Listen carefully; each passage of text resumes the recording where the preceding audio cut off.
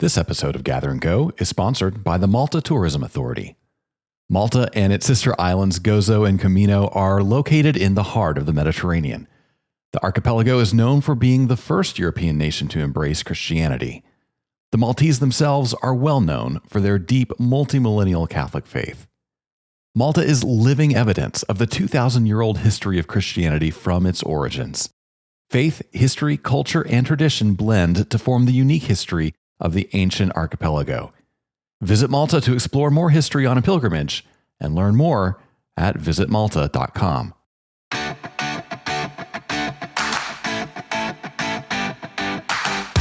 Well, hey there, everybody. Welcome to Gather and Go, the podcast that helps you plan, promote, and lead better trips. I'm Brian Jewell. I am your host. I am super excited about the future of travel and just as excited that you are spending some time with me here today.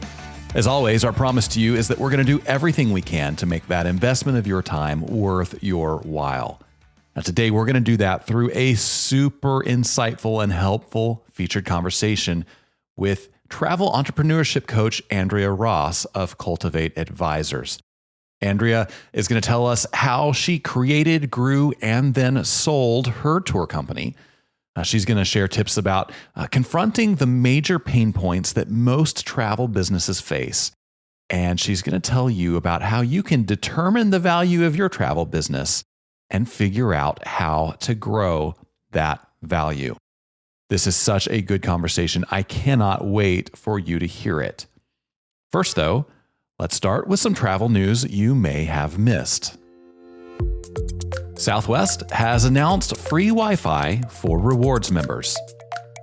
Southwest announced last week that it is partnering with T-Mobile to bring free in-flight Wi-Fi to all Southwest Rapid Rewards members on every flight beginning this fall. Southwest's Executive Vice President and Chief Customer and Brand Officer Tony Roach said this change comes with a goal to elevate the cabin experience and is, quote, one of the many enhancements customers will see in the months ahead. Free in-flight Wi-Fi will be available to all Rapid Rewards members regardless of their reward status. Customers can join the loyalty program free of charge and must be members prior to their flight to access the free Wi-Fi. The change marks the sixth major U.S. airline to implement or announce a switch to free in-flight connection. Unlike some other airlines, which have been gradually rolling out free Wi-Fi, Southwest will activate the free service across its entire fleet of 800 aircraft, making it the largest carrier to date to offer free Wi-Fi on every flight. Southwest said it will launch this perk on October 24th. Well, it's time now for the road tip segment of our show. This is the part of every episode where we dig deep into our bag of travel knowledge from decades on the road to bring you tips that will make your next trip less stressful and more successful. I don't know if you feel it in the air where you are, but here in Kentucky, we are starting to feel a little bit of a chill. That's right, we are getting into cooler weather. There is certainly more on the way, and that means that seasonal illnesses are going to be coming with it. Flu, colds, COVID, things like that, they're going to become more common. And unfortunately, that also happens around the time when many groups increase their travel activity in the fall months.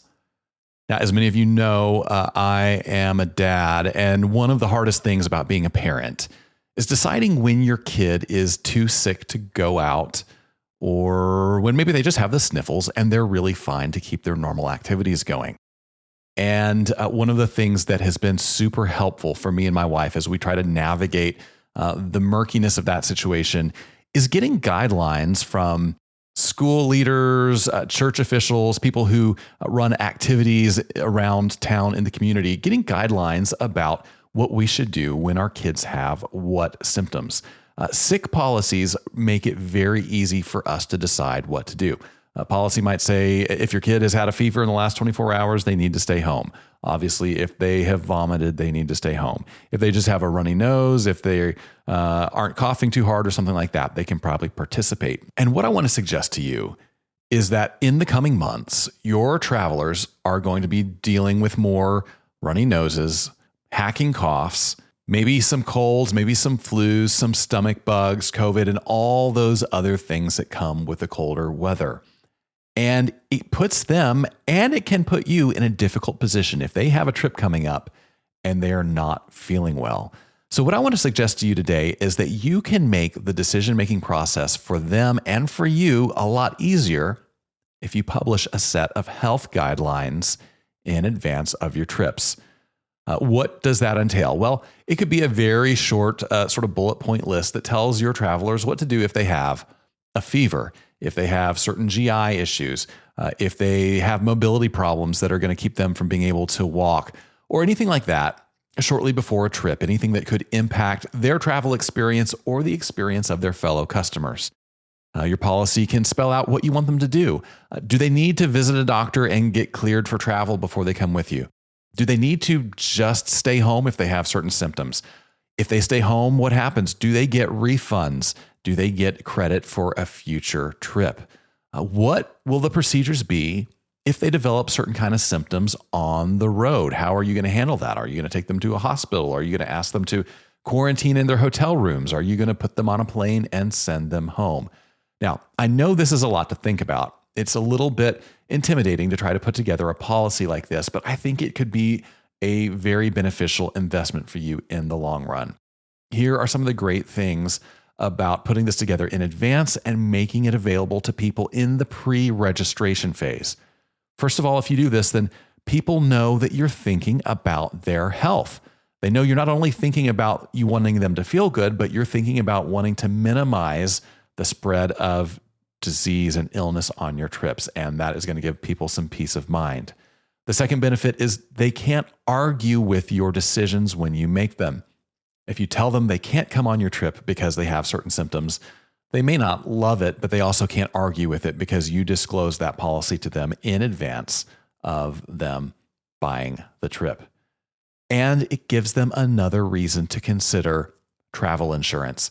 I think travelers should be buying insurance on every tour, every time. Of course, you can't mandate it, but sharing your sick policy is also a great way for you to say, hey, protect yourself against unforeseen illness by buying a travel insurance policy so that if someone does have to stay home, at least they get their money back. And that way you don't have to worry about trip refunds or credits. That is your road tip of the week. Now, before we move on, I want to take just a minute and share a little bit of news from us. Now, I hope you are a frequent visitor to our website, grouptravelleader.com. That site has tons and tons and tons of resources for travel planners like you. I want to draw your attention to a tool on the site that you may not be aware of. For years, we have been compiling itineraries for travel groups to destinations all over the country and around the world. And we have those all in one very helpful and convenient repository. That's the itineraries page on our website. If you visit our itinerary page, you're going to find more than 250 downloadable itineraries, and we are adding more to this list all the time. Those 250 itineraries come from cities and states around the U.S. Some of them are to foreign countries. And so if you are trying to research a destination you haven't been to before, if you want to know what are the best kinds of attractions or routings or activities for me when I'm in this state, the itineraries listing page is the place for you to begin because you get tons of information at your fingertips that you would spend hours trying to track down through other methods. You can search by destination or by experience type. And the best news, these itineraries are absolutely free. You don't even have to type in an email address. You just find the one you want, you hit download, and it drops onto your computer as a PDF. Could not be any more convenient. Now you can browse all these itineraries at grouptravelleader.com/itineraries. I'll put that link in the show notes for you as well to make it easy for you to find. This is such a helpful tool. I hope you will make the most of it. Well, it's just about time for us to get into our featured conversation with Andrea Ross. As we do that, let me remind you that you can find a wrap-up of the most important points from any of our interviews in the show notes for the corresponding episode. Show notes are the text below the media player wherever you are listening to this podcast. They're all listed on our podcast episode repository as well. That is at grouptravelleader.com/podcast.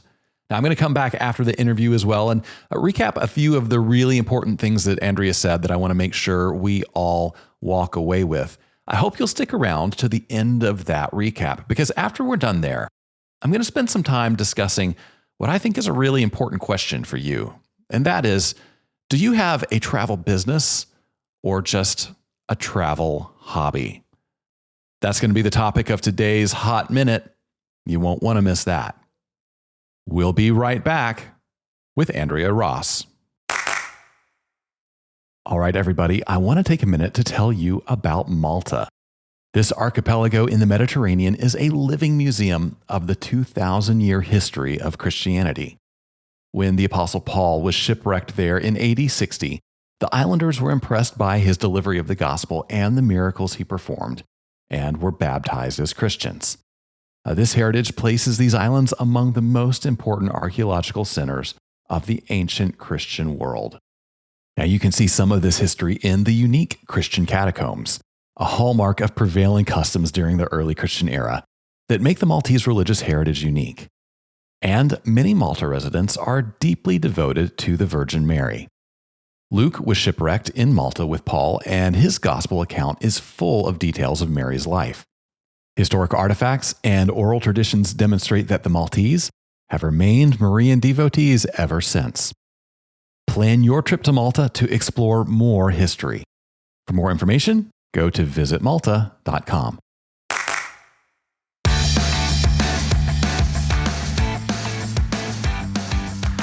All right, everybody. My guest today is a former tourism entrepreneur who built a small tour company in Cambodia into a thriving travel network across Southeast Asia. After years focusing on her organization's philanthropy and local impact, she successfully sold the tour company and moved on to new endeavors. Today, she's a business advisor and travel partnership ambassador for Cultivate Advisors, where she draws on her experience to help other tourism entrepreneurs bring clarity to their visions, solidify their finances, and achieve their goals. Andrea Ross, welcome to the podcast. Thank you so much, Brian. I'm so excited to be here. I am really excited to have you here. I love your story, particularly because it's kind of a full life cycle story. You know, we interview a lot of people here who have started businesses and are running them and growing them and have success stories to tell, but you've been through that whole cycle. And so I'm really eager to have you share so much of that experience with our listeners. Let's start by how you found yourself in Cambodia, because that's a fascinating story in itself. Yes. Well, originally I found myself in Cambodia in the back of a pickup truck. So it was literally a bumpy road to get there. But I had graduated college. I had wanted to do an around the world trip. Prices were really expensive. So I worked for a year and then literally saw an ad on a billboard for cheap flights to Southeast Asia. And I thought, well, that'll work. So flew to Southeast Asia, spent 3 months backpacking around Southeast Asia, did not have Cambodia on the itinerary, added it at the last minute because we had just heard great things about it, as you do while you backpack around and meet people, and literally took a pickup truck to get there. Broke every rule that Lonely Planet told us in like the first hour of our journey, right? We went off road. We were driving at night. We had no security. We broke all the rules, and then we got there and just fell in love with it. And really realized that it was this amazing place that was on a lot of people's bucket list. And it was really set. This was just after the Civil War, early 2000s, and it was just set to boom. But with a lack of infrastructure, a lack of knowledge, a lack of a tourism community. And we thought, well, if we come here, we can create jobs versus take jobs. And so that is literally how we found ourselves in Cambodia, running originally a B&B. Yeah. And give us the quick overview of how you went from B&B to full tour operator to all of a sudden you've got offices in different countries and you're taking people all throughout the region.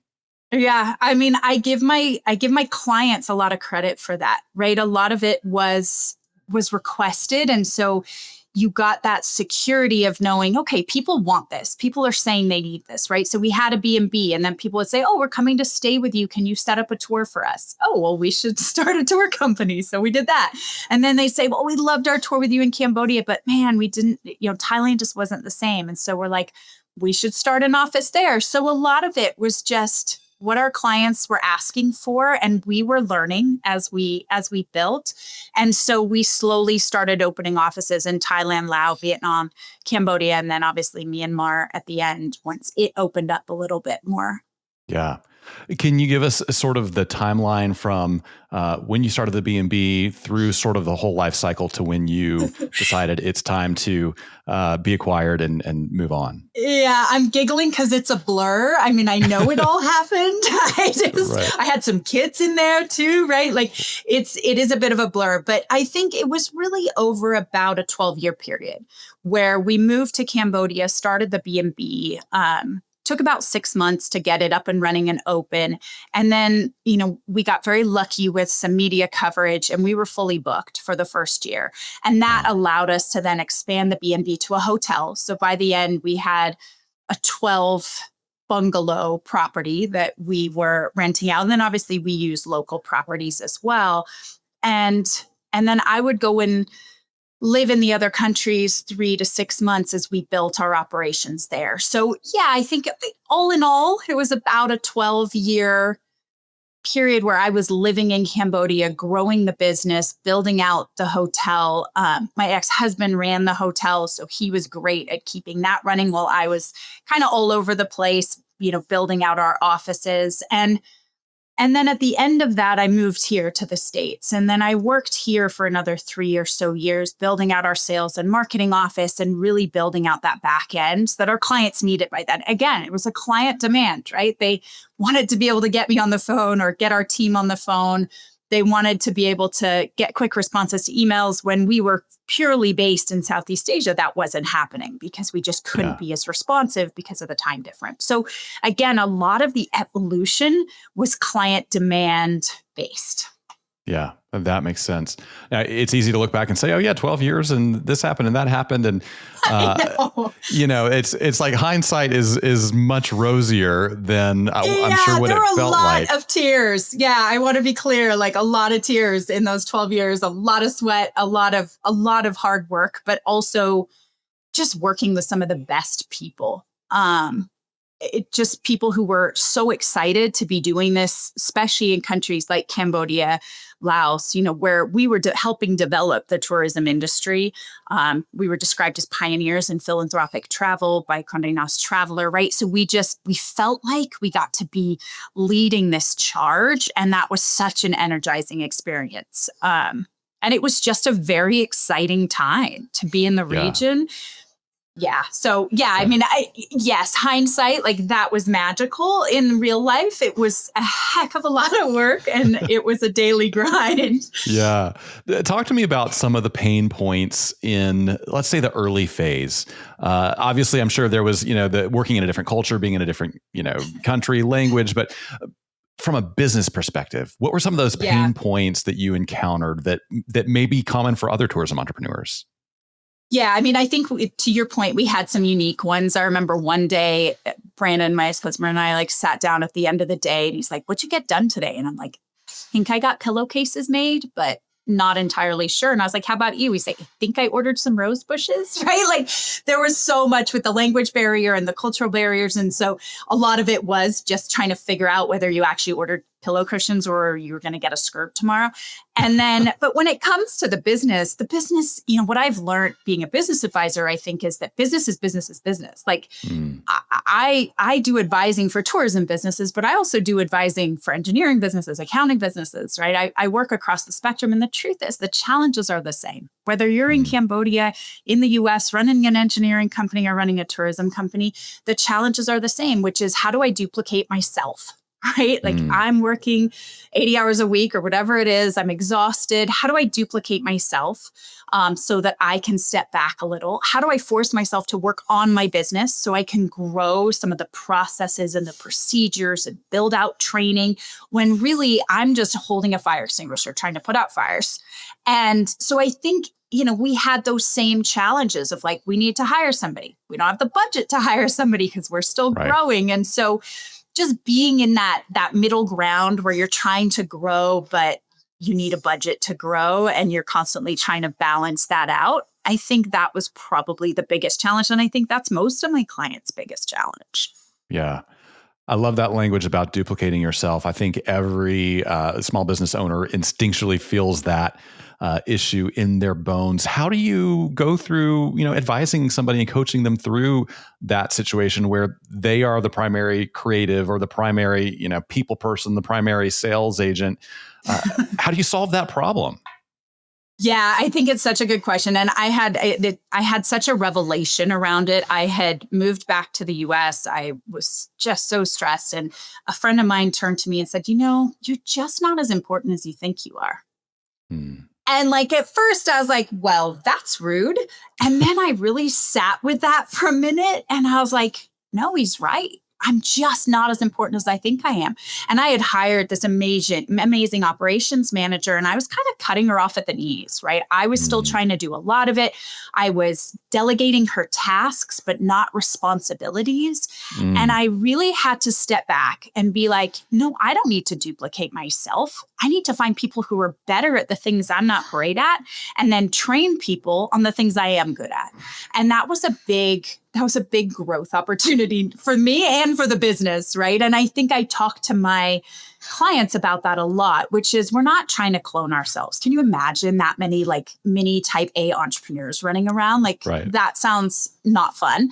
What we're trying to do is find the people who are going to help us grow our business and who actually bring us up and bring the business up. And we're just not as important as we think we are. Like the truth is when you step back and you let somebody else step in and you empower them and you give them the knowledge and the experience, right? So you're setting them up for success. Often they can far outreach what I could have done. My operations manager was worlds better at running operations than I was. And as soon as I let that go, my business had so much more opportunity for growth because I could then focus on the high level idea generation that I was good at and that really energized me. So as you get past those initial growing pains, you're in that middle ground. You've got some staff, you've got some revenues, maybe you got some profits, and that's a great feeling for the first time. It is. There are new problems that come with each of those benefits. What were some of those middle ground problems that you experienced, and how did you navigate them? Yeah, I mean, I think for us, I was opening offices in other countries. So I was kind of dealing with the remote work situation before we all were. Right? Like post-COVID, during COVID, when we were all suddenly remote and everybody's like, how do we do this and Zoom and Skype and all the things? And I was like, oh, good. I've been doing that. That was not new for me. But I think at the time that we started building those offices, that remote work environment of not being next to somebody all the time and being able to dialogue with them and communicate with them and having to kind of almost inorganically create that scenario, right? How do we do that? Do we hop on a Skype call? Do we try to get together as a team? Like, what does that need to look like? I think for us, that was a big growing pain. And I see it now again with my clients as remote work, hybrid work is really becoming the norm. They're having to adjust to that. They're used to being able to go to the water cooler, chat with everybody that's in the office that day, take people out to lunch, like really create that culture very organically. And I think that is changing. And for us, it changed long before it changed for the rest of the world. But I think that was still a challenge that we faced and that today's businesses face is how to lead in a remote environment. Now, let's get towards the end of that life cycle. How did you know it was time to exit? And what were the signs that made you say, okay, this is something I can sell? Because I think there are a lot of people in tourism right now who are at the end of their careers or they're just ready for something else and they have no idea how do I exit? Can I sell? Do I just, try to find somebody to give this to? Can I sell it for $100,000? Can I sell it for $1 million? Like, I don't know what to do. So tell us your story. Yeah. So, I'm going to start by saying I didn't know what to do either. And I think you're absolutely right that I see that all the time. I see people wanting to step back and just not knowing what that could look like. And so I've really embraced that because I think I was in the same place. And I'll tell you, it's a fun story. I was at Disney World with my kids. I was a single mom. I had my kids with me. My dad and mom had organized for us and the grandkids to all go to Disney World. And we were sitting watching the fireworks from our hotel because they splurged, they spoiled us. Nice. And my email, I was checking email and it was just buzzing. And, it's travel. We all know it. It's intense. It's a lot. I had a great leadership team. I had a great team. Even with that, I was the owner. Like it was me. I was the entrepreneur. And I remember sitting there just thinking, it's time for a change. I can't keep doing this. My kids are getting older. They need more attention and I need more attention. I felt like I needed to just pick my head up, like come up for air a little bit. And that was my moment. I remember I turned to my sister and I said, I think I got to figure out an exit. And she's like, what? Like in the middle of these fireworks. And then I did. And I really did it grassroots because I didn't know what I was doing, quite honestly. So, I thought, who do I know that might be interested in this business? And I put out feelers and found a colleague of mine who we had kind of traded staff. Like he had a woman who would work for him. She came to work for me. He and I would see each other at all the conferences, right? So like we had a relationship. I really admired his business, his philanthropic purpose. Wild Frontiers is an amazing company. And I thought this fits, these cultures fit. And that was very important to me. And so reached out to him. So very grassroots, very organic, just trying to figure it out. And we really worked it out internally in-house. I think now, after, the additional schooling I've gone through and then just the additional experience with my clients, there is a more formalized approach to that I think we ended up getting to a really good spot and I have no regrets. It was a great choice. And I think Journeys Within was in great hands with Wild Frontiers. And I had a great 5 years staying on and working with Wild Frontiers. So it was all incredibly positive. But I think looking back, there's a formality that I think can allow you to really understand what your enterprise value is as a company. We have a health and value assessment with Cultivate Advisors that we've set up that just gives people a really impactful way of seeing where their business is. And, often we forget, we're always thinking, okay, our business is worth our revenue and our profit, right? That's all that matters. I got to get the revenue up. I got to get the profit up. And actually, when it comes down to it, what businesses are worth, and I was lucky because I had a good enterprise value. I didn't know the word for it back then, but the idea being you're always going to have a revenue and a profit number. But what changes is what your multiplier is, right? You take that revenue, you take that profit, you multiply it by a certain number, and that gives you the value of your company. There's a range in what that multiplier could be. If your company runs really well and you have certain things in place, you have a high health score, you have a high enterprise value, your number is going to potentially be as high as 6. Wow. If you don't have clean financials, you have an owner that's working way too much in the business, you don't have those SOPs and processes built out, your number is going to be a 2. That's a huge difference if you think about it, right? You're taking, let's say you have $1 million profit, you're deciding by the health of your business whether that number is the multiplier is a 2 or a 6. It's a big difference in what you end up walking away with. So when I work with companies, we're not just working on that top line revenue, bottom line profit. We're working on the full enterprise value of the organization, because when it comes down to it, that's what most buyers are looking for. Yeah, sure. They want a profitable business. They want high revenue. But what they really want to see is that they can walk in, take over that business and run it successfully, even if the owner steps back completely.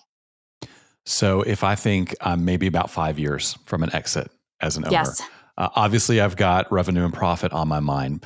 What are some things that I need to start implementing over the next 5 years to go from a 2x multiplier toward that 6x multiplier? Yeah. You've got to think about your financials. Are they clean and clear? Are you keeping them updated? Can anybody go in and understand them? You've got to think about your growth opportunities, right? So that's sales. Do you have a sales team in place? Are they well trained? Do they have clear processes, scripts, follow-up emails, right? Is it all really dialed in? And is it successful? Are you tracking conversion rates? Are you tracking, knowing where you are and where the opportunities lie? Marketing, no more just throwing spaghetti on the wall, right? Like, what does the data tell us? What's working? What's our ROI on the different initiatives that we're planning through marketing? And do we have that clearly mapped out? Then you have the kind of sustainability side of like, how do we sustain the growth that we'd like to see? That's our team. Do we have a solid team in place that if I, as the owner, step away completely, they can really run the business? And somebody stepping into this business just has to lead them. They're not having to run the business themselves. And then recruiting, do I have a clean, clear process around recruiting? And then around the whole thing is productivity. How am I using technology? Do I have a clear CRM? Do I have software that's helping me run my business? Have I automated a lot of my business? So if you take all of those things and pull them together, that's really how you're getting that enterprise value. That's how you're shifting from that 2 times multiplier to that 6 times multiplier. Yeah. It sounds like those are the things that business owners need to be doing anyway, even if they're not trying to sell. And it sounds like that's what working on your business means, right? It is. And we joke about it, right? My analogy is always you go to sell your house, right? And the realtor comes in and they're like, you need to remodel your kitchen and these tiles are hideous and you've got to clean out that closet, right? And you go nuts and you get it all done. And then you walk into your house and you're like, oh, I wish I lived here, right? Like we've all done that where we've renovated our homes for sale, got the curb appeal up and then driven in and thought, why am I leaving? And I see that a lot with businesses. The truth is, if you create a high enterprise value, if you're doing all those things that I was just talking about, truthfully, you might show up and be like, hold on, why am I exiting this? This is giving me a good return. I enjoy the hours I'm spending on it, and you may decide, forget it. I'm not putting it on the market. I can grow this thing and ride it out because it's not taking all of me to do that. So I have seen that happen. It's really rewarding when that happens, when an entrepreneur kind of turns around and is like, oh, hey, turns out I built the house I want to live in. Yeah, that's beautiful. I love that. Now, you've told me before that you think anyone who lived through the pandemic in tourism has some PTSD. I lit up when you said that because I've had that thought for 5 years now. Tell us what you mean by that, and maybe some things that you found have helped tourism business owners address that and get over it in a healthy way. Yeah. I mean, I hear it over and over again, right? Where we're talking about, okay, well, let's talk about the last 10 years of your business. What worked? What didn't work? How did we get to where we are today? And people are like, well, 2019 was this great year. And then I had this much in revenue booked for 2020 and then, COVID. And they like immediately shut down. Like it's almost a visceral reaction that we have. And then they skip, right? And they're like, and then 2022. Right. And that's true. Like I understand that because we all shut down in those 2 years. Yeah. But I think what we don't take into account is that, quite honestly, we didn't shut down. We were on phone calls, negotiating with people, whether they would take credit instead of a refund, getting yelled at, dealing with people who are potentially stuck we had people not stuck, but like we had to get them home in a different way than we thought we were going to. So we were dealing with some pretty intense issues while we were also very scared for ourselves, our family, our friends, and potentially our partners and community overseas.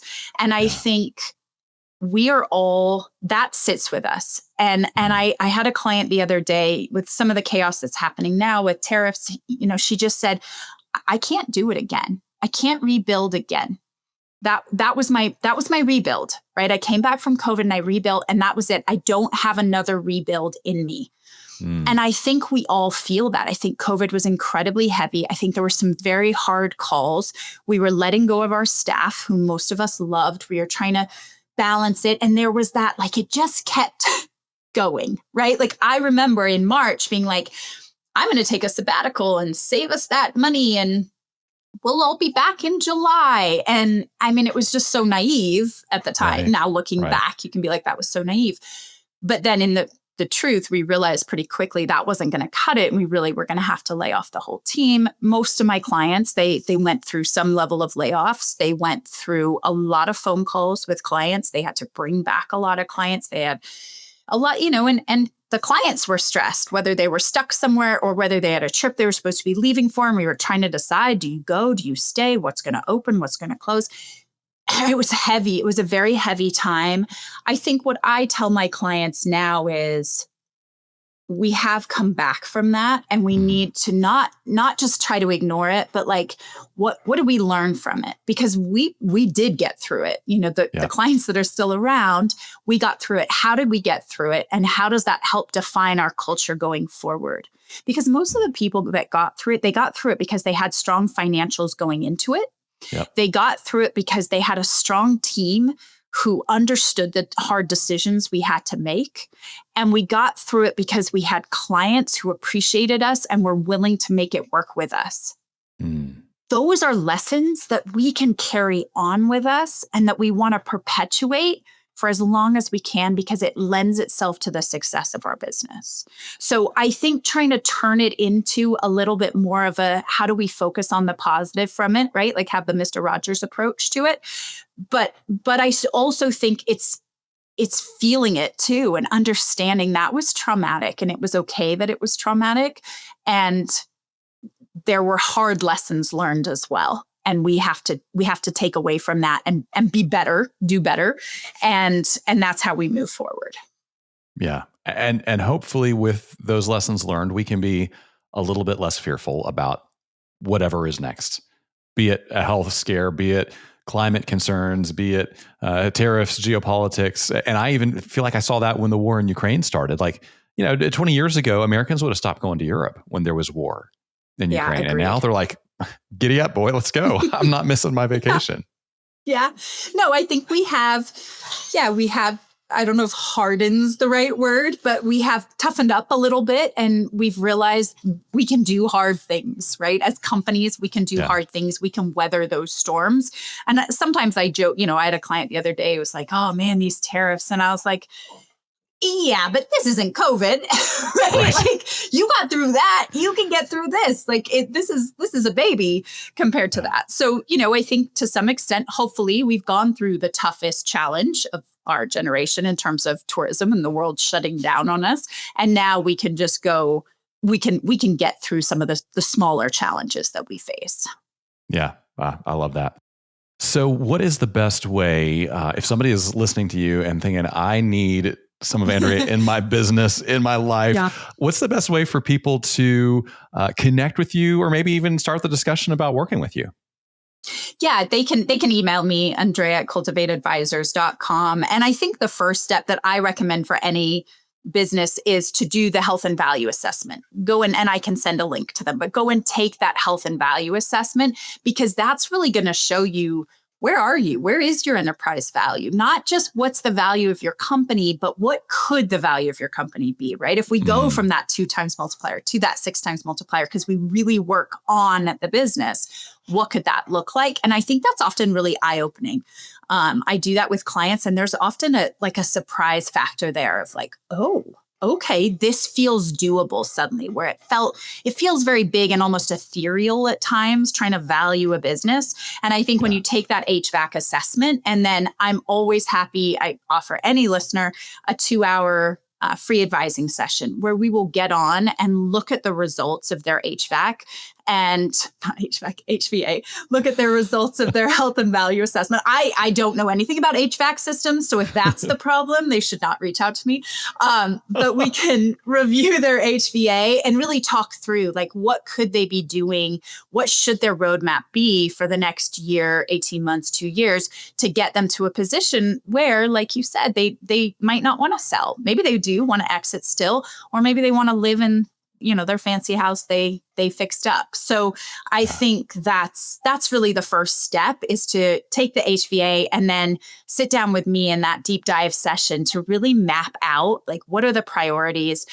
And then really it's up to them. Does it make sense to work with me to help get that done? Or is that something they can then walk away with and go and execute themselves? Like that's really the goal, is to get them in a place, either with me or without me, to go and execute some of those big picture, working on the business items to bring that enterprise value up. Yeah, I love that. It's so generous with your time and your insight. And I know our listener community will benefit from that. I could keep you all day talking about this stuff. It's fascinating and I love your story. I want to let you move on to other stuff I know you have going on. But before I do, we have some questions we ask everybody that are just for fun. So you can answer these off the top of your head. No sweat. When you book travel, are you booking window seats or aisle seats? Oh, always window. I don't pee on planes. I refuse. I don't. I have a very big bladder and I sit in the window and I do not move and it feels like a vacation. So even like overseas flight, you're just staying put. I'm pretty strong. There are some, if I'm going to Cambodia, I probably have to get up.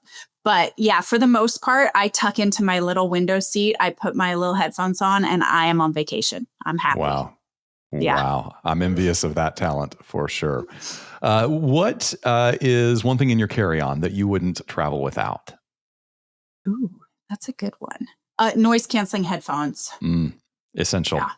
Yeah. Yep. Because it does not feel like a vacation on a plane if you don't have them. Oh my gosh. Yeah. Your ears have just been assaulted for hours if you're sitting near the engine, especially. Yeah, exactly. Or a child, or yes, your fellow humans, right? Yes. Like, no, noise canceling headphones are key. For sure. Yeah. If you had a free airline pass and a week with nothing else to do, where would you be headed next? Oh, well, I will say it wasn't free, but my son is graduating this year. So we're doing a graduation trip up to Juneau, Alaska for a week. Nice. I have a client up there, Above and Beyond Alaska, whom I love, and I'm going to go visit them and take some of their experiences. And I cannot wait. I'm so excited, like bears and whales and all the things. So I'm going to choose that. I'm lucky because I already get to do it. But yeah, that's coming up.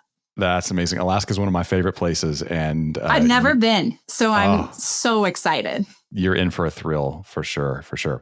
So last question is, what is one thing you have seen or done on the road that you wish you could go back and experience again with somebody you love? Oh, okay. Well, we don't have 10 days. I mean, I am the quintessential, like, oh my gosh, this was amazing. I want everybody to come with me. Right. I will say I think, what I think it is? It's diving in the Raja Ampat. I went on the Silalona, which is this beautiful boat in the Raja Ampat, and we went diving, and I was younger then. My kids were babies, so I went by myself. If I could take my kids with me on that trip, it would that would be magical. Yeah. Well, hey, maybe one day it'll work out. Yeah. Yeah. Silalona crew, if you're listening, like, let's go. I'm ready. There you go. Let's do it. Andrea is available. She will make time for you. She will make it work. Absolutely. Well, this has been wonderful. Thank you so much for joining us today. No, thanks, Brian. It's been an absolute pleasure. Thank you for having me.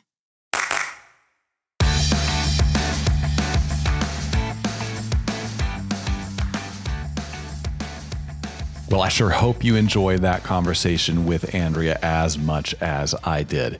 Now, I enjoyed our original conversation so much, in fact, that we kind of kept talking and talking longer than a normal interview goes, and had some great discussion that unfortunately I don't have time to include here on the podcast.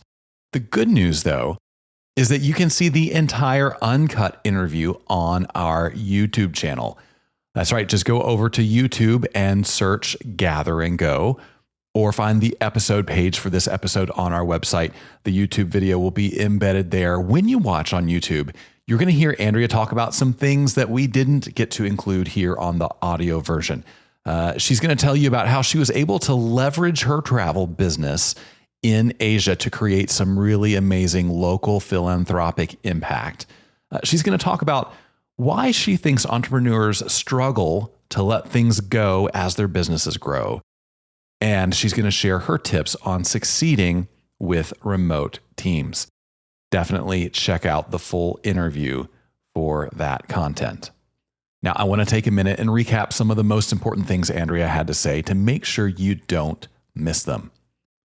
When I asked Andrea about the pain points that small business owners feel, she said, across the spectrum, the challenges are the same. How do I duplicate myself? I'm working 80 hours a week. I'm exhausted. How do I force myself to work on my business so I can grow some of the processes and procedures and some of the training when I'm really just holding a fire extinguisher and putting out fires?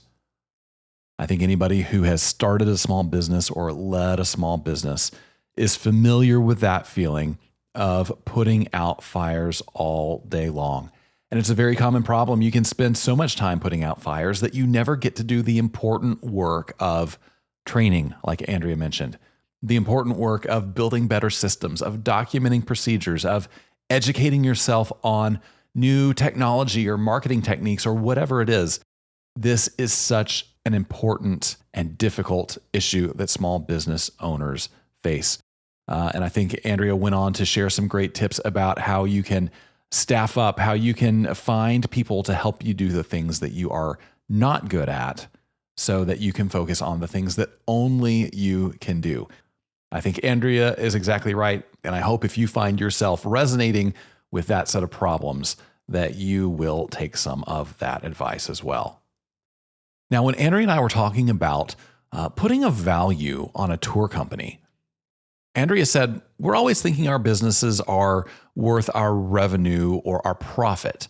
But actually, what changes the value of your business is the multiplier. The revenue and the profit multiplied by a certain number gives you the value of your company. She went on to say that a lot of things can affect that multiplier. A company that is running really well could have a 6x multiplier. A company that doesn't have clean financials or where the owner is doing way too much of the business work might have a much smaller multiplier like 2. She said, buyers want a profitable business and a higher revenue. But what they really want to see is that they can walk in, take over that business, and run it successfully, even if the owner steps back completely. I think this is a really big issue in tourism. You know, there is a generational shift happening. A lot of people that own and started their own tour companies many years ago are getting to the point in life where they are ready to think about working less, maybe not working at all. A lot of them don't know how to begin valuing their tour company, finding a buyer, handing it off to a buyer. What does that transition look like? What does the transaction look like? There is a lot to it. And certainly that's more than we can cover in a quick recap here, but I love Andrea's core principle. What buyers really want to be able to do is come in and take over a business that is already running successfully and know that the business is going to keep running successfully and profitably, even if that founder steps away. So what can you do now? Well, you can focus on revenue, you can focus on profit, and you can focus on clean and smooth operations to make your business more attractive for a buyer or simply a better business for you for now. And finally, when Andrea and I were talking about how many tourism professionals are still living with some post-traumatic stress from the COVID pandemic, Andrea said, what we don't take into account is that we didn't shut down. We were on phone calls negotiating with people to take credit instead of a refund. We were dealing with some pretty intense issues while we were also very scared for ourselves, our families, our friends, and our partners. That sits with us. She said, what I tell my clients now is we have come back from that. We need to not just try to ignore it. What do we learn from it? Because we did get through it. So how does that define our culture moving forward? She said most people who got through it had strong financials going into it and had strong teams. Those are the lessons we carry on with us. I resonated a lot with what Andrea was saying about that. There was certainly a lot of trauma for tourism professionals during the COVID era. And if you still struggle with the repercussions of that trauma from time to time, you are not alone. But the good news is that you're still here. And that means you did some things right to make it to the other side. And that also means you are stronger than before. you learned some lessons that are going to put you in a better position when the next unforeseen circumstance causes waves in tourism. Great stuff there from Andrea Ross. Talking to Andrea about those kinds of business issues really made me think about the wide variety of people we have in the tourism industry and the many different places and positions that their travel enterprises are in. And, some of us take our businesses really seriously. Some of us take them really casually. But as I listened back to that conversation with Andrea, it made me think maybe it's time that all of us started to get real about the status of our travel businesses. And that is the topic of today's Hot Minute. Yeah, that's right. The Hot Minute is the portion of the show where I take 60 seconds to give you my unfiltered thoughts on an issue that impacts tourism every day. And today we're asking that difficult question: are you running a travel business or just a travel hobby? So let's put 60 seconds on the clock and get into it. A lot of people in the tourism industry operate in a kind of gray area between a hobby and a real business. And this can lead to a lot of confusion and no shortage of frustration.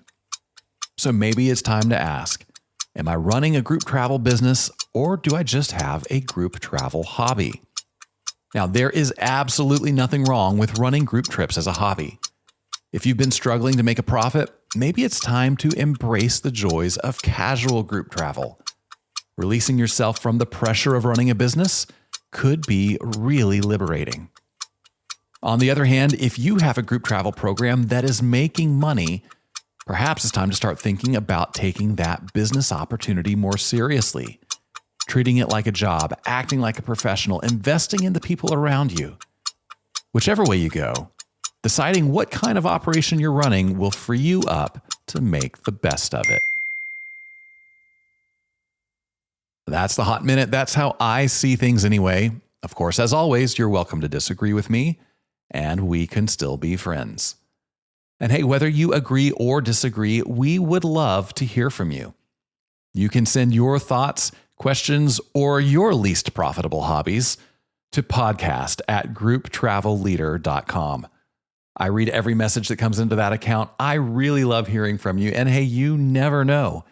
Your ideas might just be the topic of the next Hot Minute. And while you're in the mood to give us some feedback, would you do me a big favor? Would you go to your favorite podcast playing app? If you haven't already subscribed to the show, then do that now. And while you're there, if you would leave us a rating, give us a review, that would be so helpful. And I am so thankful to everyone who has done that so far. My thanks as well to Andrea Ross for joining me today. On the next episode, I'm going to bring you a really helpful conversation with Rebecca Snyder, who leads Visit Milledgeville. She is going to tell us things that she has learned about leading people, specifically difficult people. I imagine that's a topic you can probably relate to. In the meantime, though, remember this. At the end of the day, we're all on this trip together, so let's make it a good one. See you next time on Gather and Go. Gather and Go is hosted and executive produced by me, Brian Schewel. Our publisher is Mac Lacey. Our creative team includes Danya Simmons, Ashley Ricks, and Rachel Crick. Our sales team is Talisa Reck and Ashley DeLucia. To advertise on the podcast, call Talisa at 859-253-0455. Gather and Go is a production of the Group Travel Leader. For more information on our podcast, magazines, and events, visit us online at grouptravelleader.com.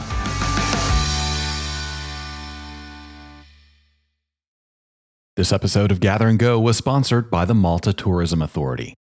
Due to Malta's rich, ancient Christian heritage, it's only natural that the country has more than one church per square kilometer. In fact, there are enough churches in the archipelago to attend Mass in a different one almost every day for a whole year, a whopping 359 in total. Visit Malta to explore more history. Learn more at visitmalta.com.